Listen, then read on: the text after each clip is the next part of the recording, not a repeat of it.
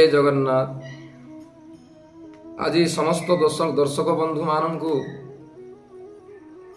वृक्ष विषय किसी आलोचना करवा, समस्ते जानिबा गृह पार्श्व क्यों वृक्ष मान थिले शुभ फल दियंती एवं गृहर पार्श्व क्यों वृक्ष मान थिले अशुभ फल दियंती ताहा विषय किसी आज जानिबा चलतु।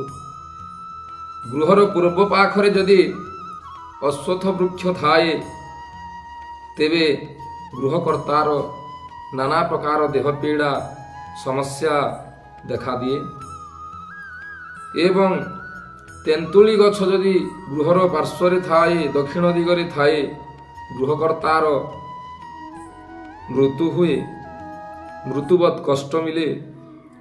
गृहर पश्चिम जदि बरगछ थाए गृहिणीर बहुत दुख कष्ट जीवन यापन हुए एवं उत्तर पार्श्व उदुम्बर गछ थिले उत्तर पार्श्व उदुम्बर गछ जदि थाए शत्रु भय देखा दिए।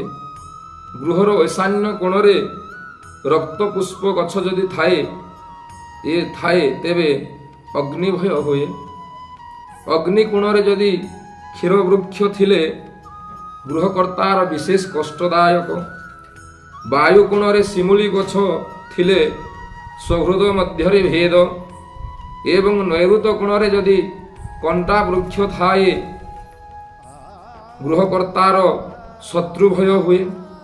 तेणु एही दिग मानंकरे उक्त वृक्ष मान थिले ताहाकू उठाई देव। समस्ते यह मानिले मंगलमय हेब, आपण मानंकर जीवन मंगलमय हेब।